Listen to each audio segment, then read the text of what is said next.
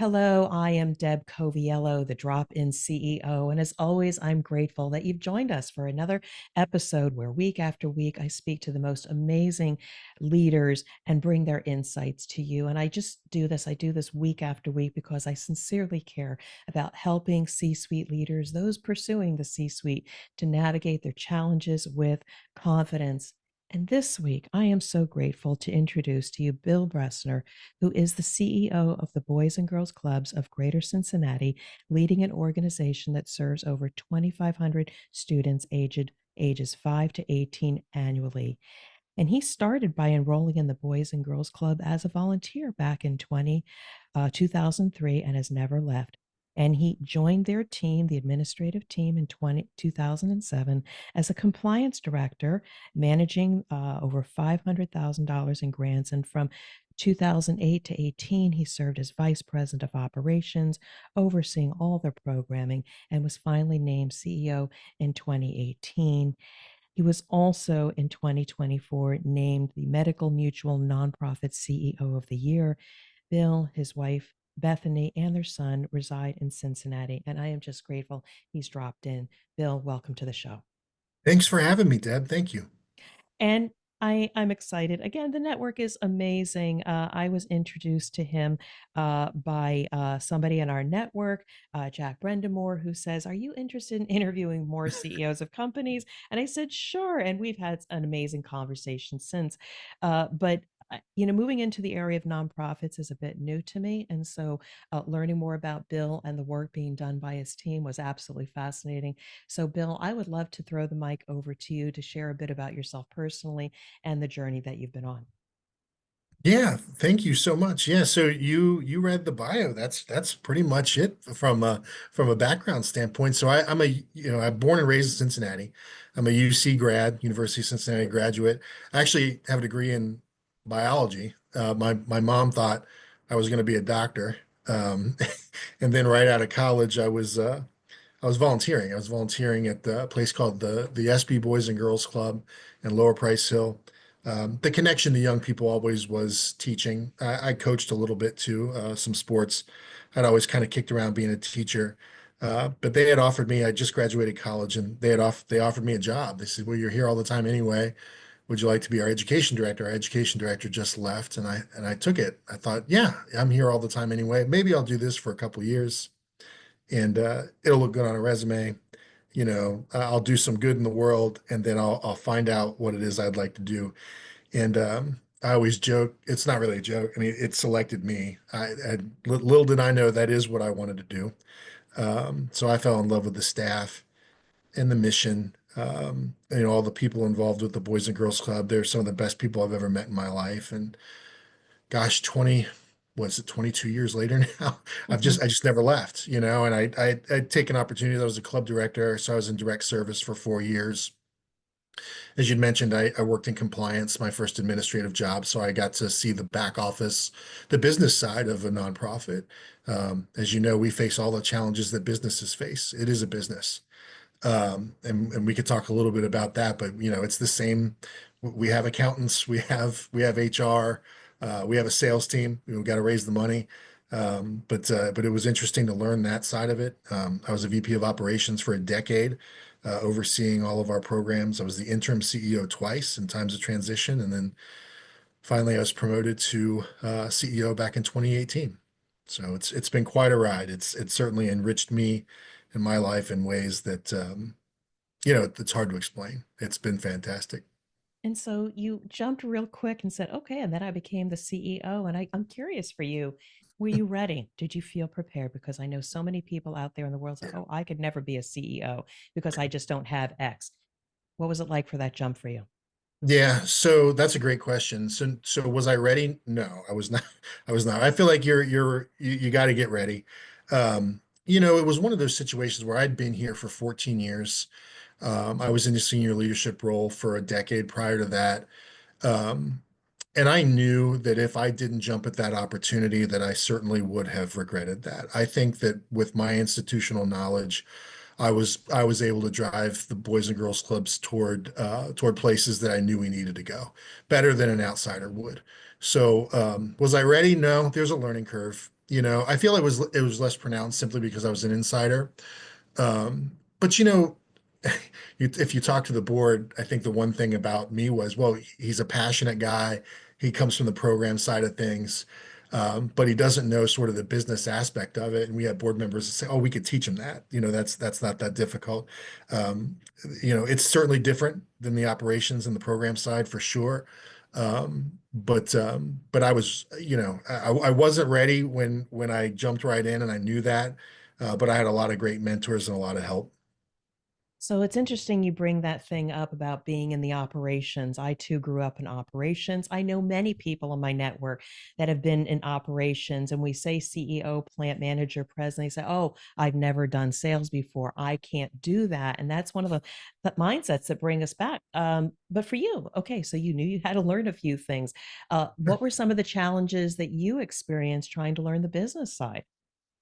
Yeah, so the challenges were less on, the actual running of the business because in operations, I had people that worked under me. I had a huge team, all that kind of stuff. It was mostly about fundraising.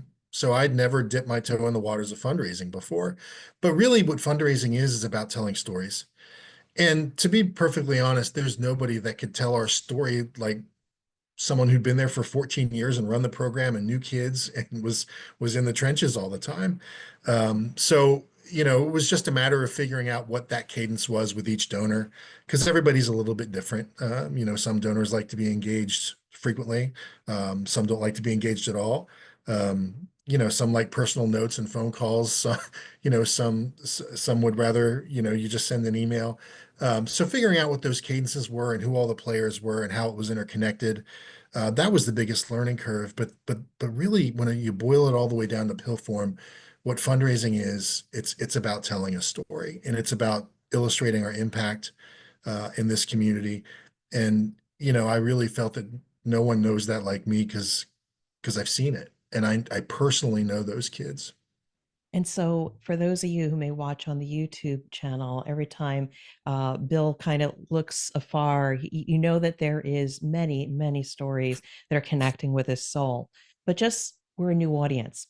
We are a potential pool of donors or people that want to get Right. more engaged with the Boys and Girls Club. What is one story that maybe you've shared with others that is about impact? Gosh, yeah, I have a lot of them. The one that comes to my mind was always is this Isaac Jackson. So Isaac was one of my students way back when I was in direct service as a club director.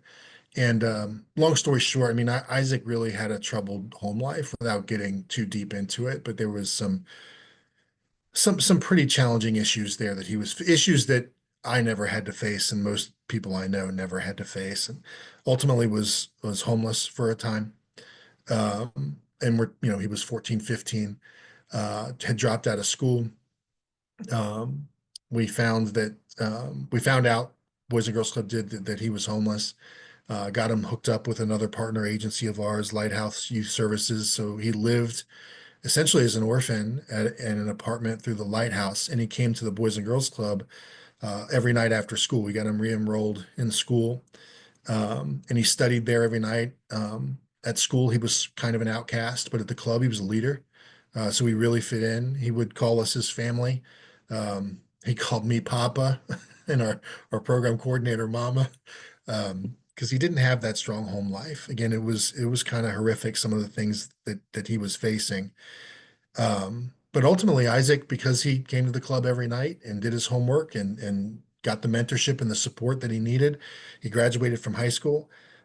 He ended up going to college for a brief minute, but that wasn't the path for him. He got hooked up with a truck driving company. He's actually an over-the-road truck driver. Gosh, he probably makes 70, $80,000 a year doing this. He's a Facebook friend of mine now. He's in his 30s, which makes me feel really old. But but Isaac in his spare time, he'll do is he'll collect school supplies and he'll drop them off at the Boys and Girls Club, because essentially the club, saved his life. It saved. He didn't know what he would have done without that support. And there's a lot of stories like that. So Isaac is gainfully employed. He loves traveling around the country. He's not living off of the system, so to speak. And he's doing all the right things, and that's the goal. It's such an inspiring story. And as I let myself just get immersed in the story, I get chills here just listening to it. And I appreciate there are thousands and thousands of stories. But I wonder for you personally, are there stories where the Boys and Girls Club presents itself and maybe is unable to help somebody? How do you cope or deal with that? Yeah, that's the hardest part of this job. That was the hardest thing for me to understand when I first started, and for some of our mentors and our staff to understand, because you go to things like our Youth of the Year celebration, um, or graduations, and people are like, "Gosh, I'd love to be a part of this," and it's great. It's changed my life in ways that it's tough to explain. But there is the side of it that you can't save everybody. It's just not possible. So yeah, there have been times that I've gone to funerals. Um, the kids have become incarcerated. That things didn't work. Sometimes those variables are too hard to overcome, and that is tough to wrap your mind around. But for me, it was always a reaffirmation of why we're here. Like we know the bad things that can happen, but could you imagine if we weren't here? Could you imagine all the kids that don't have these services, that use them to lift themselves up, and to become successful? I mean, could you imagine a world in which the Boys and Girls Club doesn't exist? So it was always reaffirming for me, when you'd hear some of the bad stories, but you knew all the good ones too. So trying to balance that's tough. And it drives you forward too. We have a big campaign that we're in the middle of right now, and a big part of it is youth workforce development. And what that is targeted programming toward our teens, because our teens are the ones that usually find themselves in trouble, or dropping out of the club, and we want to keep them. So knowing those stories where we didn't succeed drives you forward to do more, to try to keep those kids in the program for as long as possible. So yeah, there's the sad aspect of it, but it can put wind in your sails too. So again, I continue to be inspired by our conversation, but I want to maybe shine a light on the organization for Mhm. those that may not completely know all that you do for the youth. Maybe just give us a summary of what are the services and environments that you do provide. Yeah, so we serve kids ages 5 to 18, so K through 12, boys and girls, across 7 sites in Greater Cincinnati. So that's about 2,500 students per year. And we're located in places like Avondale, Price Hill, Roll Hill, Covington, Newport, where kids come from some pretty challenging backgrounds. A lot of times, most of our kids live under the poverty level. Um, Most of them come from single parent households. Actually, less than 10% live with both their parents. And that difference is kids that are either in foster care or living with extended family, things like that. So we're open Monday through Friday every night after school, and we double our hours in the summertime to meet the needs of families. Our program that they engage in every night is called Graduate Fit for Life, Ready to Serve. So 7 words, kind of encapsulates what we do. There's a lot of things that go into that. Um, but it's not a rec center. This isn't a place. I think a lot of people think, oh yeah, that's where kids go to shoot hoops. And yeah, we have a basketball team. We do the intramural sports on Saturdays, but it's really academic based. We want to push kids towards success in the classroom and in life. That's the goal. So social emotional competency building. We serve snack and dinner every night, meeting basic needs across every single one of our sites. Homework help, like I said, every single night. Programs that go into like anti-bullying and anti-gun violence, self-esteem building. We build character and leadership through community service. And we have a lot of fun. I mean, we get off site a lot. We've got tons of partners. Um, the Reds are gonna win the World Series this year, so we'll go to a lot of Reds games. Um, we're gonna we hit up museums and Camp Joy and all kinds of stuff. So everything we do is free. That's the other part of it. There's no charge to any of the kids that we serve. Um, so it's not just supportive of the kids in our program, but it allows parents to go to work. we have a lot of parents that are like, yeah, I can't afford childcare is incredibly expensive. But to know my kid gets to go to Boys and Girls Club every day after school and they get a meal, they get a snack, they get their homework done, they have a lot of fun, they're well supervised. We maintain 1 to 15 staff to member ratios for quality and safety purposes, so better than any classroom. Um, so it's really all encompassing. It's a fantastic program, and anybody that's listening to this podcast, if anybody wants a tour, I'd love to show them. So And that's going to be next on my list. Because come see I it. yeah, I mean, there's also, just before I go into, okay, I got to write this down. So just, challenges now. Okay, again, audience just listens to me putting my notes down. When we think about other groups, so for instance, I belong to the Cincinnati Curling Club, and we also have community. We, in the off season, we'll do some sports, we'll meet up, keep our family together, but there's also an element of wanting to give back. So are there opportunities for other organizations to volunteer and do stuff? Like, what are some of those opportunities? Oh yeah. So there's tons of opportunities. So we have a volunteer coordinator. His name's Jake McGinty. He's fantastic. So anybody that's interested in volunteering can just get on our website. It's BGCGC, stands for Boys, Girls Clubs of Greater Cincinnati.org. And really, volunteerism can take any form. I mean, we have people that want to come every week. I was one of those when I first started. I came a couple times a week to help kids with homework, just because I had the free time to do it. But you have folks that want to come once a month. We have groups that want to do one-offs just once a year. Groups we've had beautification projects, and we're going to need help moving some furniture because we're renovating some clubs. We'll have volunteer groups come in and help us with that. So really, it can take on any form, and because we're staff based, so if we don't have any volunteers show up tonight when we open, we can still run our program. That's what we're staffed to do that. So the volunteers just supplement. So even if someone isn't sure what they want to do, if they want to just come in and participate, sit next to some kids and participate in the program, that's perfectly fine until they find out what it is they want to engage with. So it can take on any form, from coaching to helping serving dinner. We always need people to help with homework. That's a big one. Reading to kids, yeah, all kinds of stuff.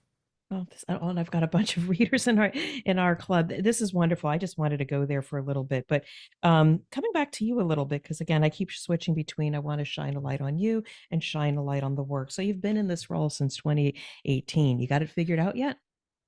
No, no, no way. Man, no. I don't know if anybody. I said something the other day. If I'm ever comfortable, I'm probably not doing the right thing. You know what I mean in the role. So it is. Everybody knows in order to push yourself forward, you got to get out of your comfort zone. And this is a role that certainly challenges me every day to do that. But it's exciting, man. I think I don't know. It's just wonderful to go to work for a place that does this kind of work in the community. And the people I get to work alongside every day are fantastic. They're fun and they're smart and they're energetic. It is a pleasure to, push the organization forward and try to do new things. So no, I'm not.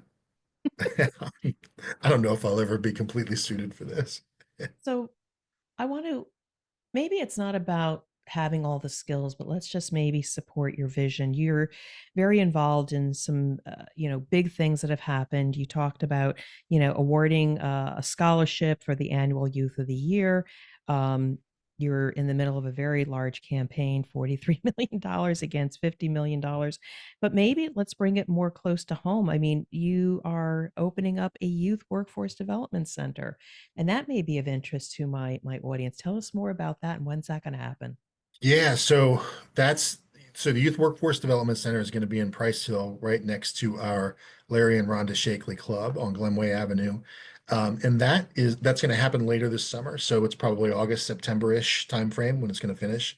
So it's under construction right now. And when we took the time during COVID to really look across the landscape of what we do, we looked at all of our data. We use Ames Web Reading and Math, the Devereaux Student Strengths Assessment to quantify social emotional competencies. Those are soft skills that a lot of employers work for. We looked at our attendance, things like that.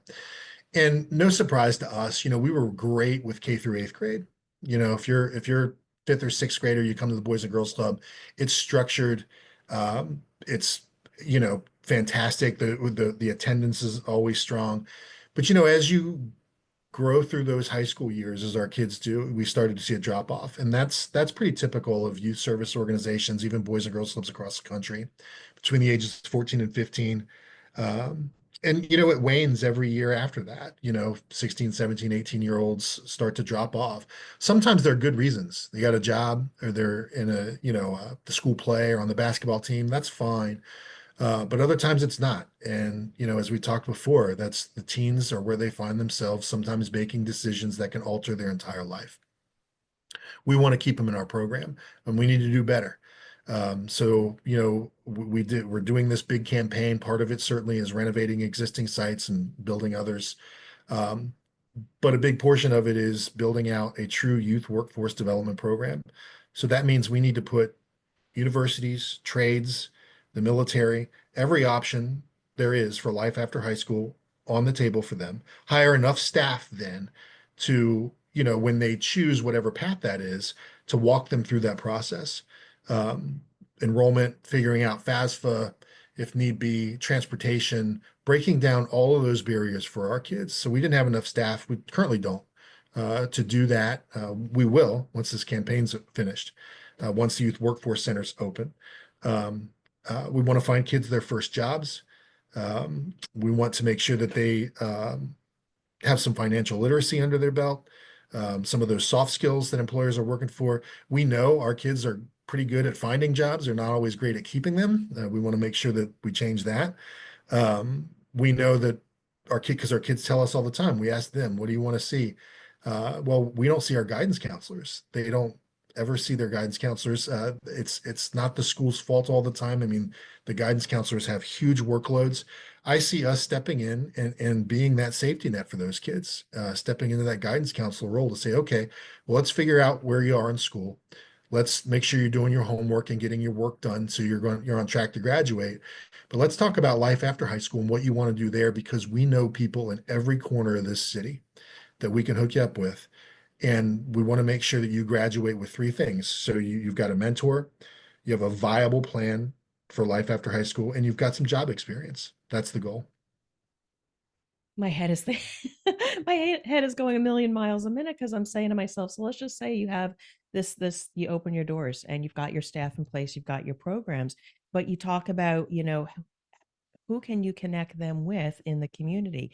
I mean, what are you looking for, or who do we connect with to say, who do you not know that we can maybe connect you with? Because again, this podcast is a vehicle for you to expand your networking. So how do people then get involved potentially in your youth workforce development center to provide that Yeah, support that you need? that's a great question. So it's really endless, right? I mean, we're looking at anybody who, with any job experience, to be quite honest, we want to put all the options in front of our kids. So we hired a vice president of youth workforce development. Again, in order to do this the right way, you've got to build some staff capacity. You got to make sure that you've got enough people to do this. I think nonprofits are notorious for saying, we want to do this program, but we're going to split it up among three people, and it doesn't get done the right way. Mm. We can't do that. We can't operate that way. So our vice president of youth workforce development, his name is Britton Martin. He's fantastic. He's been here for 20 years himself at Boys and Girls Club, so he knows what we're looking for and what we're doing. He's the one that people need to contact if they're interested, and you can get that information on the website, or you could just reach out through the website. If you're interested in coming and speaking to our kids, it doesn't matter what kind of background you have. If you're interested in talking to kids about what they want to do after high school, let us know, because we want to put you. I just don't think there's enough. Um, you can't ever have enough people in your life who care about you. You know what I mean? And you never know what opens that door for youth. There's a young lady named Triana Barnes, if I can tell another story. She took a college tour at NKU with us. Wasn't thinking about NKU. I don't even know if she was thinking about college. She ended up getting a full ride to NKU because she went on that tour with Boys and Girls Club. We helped her out with some scholarship money as well. Um, she ran into some trouble there. Used Boys and Girls Club as a support system through even her college years, coming back to us because she really grew up with the club. She came from a tough background as well, but she wanted to do social work because of her involvement at the Boys and Girls Club. Graduated from NKU as a social worker, went on to Howard in Washington, D.C. I remember her calling me and telling me she was nervous about moving. And I was like, you have to go, broaden your horizons, go. She went, she's got a master's degree now. She's back in town. She's a counselor, and she called me in the fall and said, I'm back in town. I'm a counselor now. I have a master's in social work, and I want to counsel kids at the Shakely Boys and Girls Club where I grew up. And that's what she's doing right now. So that's the kind of stuff we need to do more of. We're already doing a lot of it, but we need to do a whole lot more. So again, goosebumps through and through. But I'm going to shine the light on you just one last time. And I know you're a humble person. I'm trying to give you an opportunity. Like, what is your legacy? So you've been in this role 6 years. You're going to hopefully be in it several more. And it may not be Mhm. what you think your legacy is, but maybe what others are saying about you. What is you believe your legacy on the Boys and Girls Club of Cincinnati? My leg, that's a good question. And I'm not thought much about that. Um, just because there are so many people that do this as well, these unsung heroes that I know every Mm, night. Um, but I hope what my legacy is at the end of the, and I hope I got a lot more years, by the way, mhm, to mhm. serve this community and do this Abs- work at the Boys and Girls Club. Um, but I hope that I brought a different level of expectation to the club and to our kids. This isn't just drop in, and our tagline used to be the safe, positive place for kids, and we should be that. There's no doubt. But that can't be it. That's foundational. We have to drive kids toward self-sufficiency as adults. And hopefully at the end of the day, when I'm finally finished with my work, that's my legacy is I hope people in this community look at Boys and Girls Clubs and say, you know what, if my kid goes there, they're going to get a job and they're going to have an opportunity to succeed as an adult. That's what I want. It's beautiful. And on that note, I know this is not the end for you and I and how we'll engage with each other, but just a brief moment in time where we're going to say goodbye to our listeners. But as we bring this to a close, are there any last thoughts that you want to share with our audience or ways that they can get involved? Yeah, no, I appreciate everybody listening. I appreciate you, Deb, for having me on. And if anybody is interested in volunteering, donating, or just wants some more information, wants one of those tours of a Boys and Girls Club, I'd be glad to do that. Just go to our website. It's bgcgc.org, and you can look us up there. All right, Bill, you have inspired me. I've got a million thoughts here on who can I connect you with or how to support the great work that you and many others are doing.